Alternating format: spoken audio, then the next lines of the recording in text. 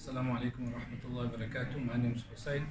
And Alhamdulillah, we've spent a blessed 2 days with Brother Zuhair and the Aafiyah healing team. And the aspect that I really enjoyed about this course was learning the relationship or understanding the relationship between negative emotions and how it impacts our health and well-being.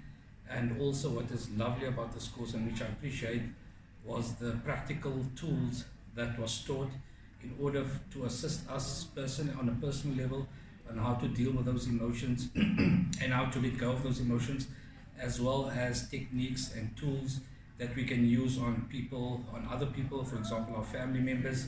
And it's what solidified this whole course for me as well was that everything that was taught in the course had a basis in the Quran and the Sunnah, and it's definitely information that is lacking within the community.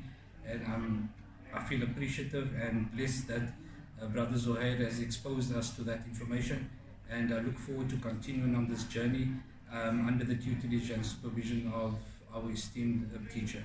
Jazakallah khair.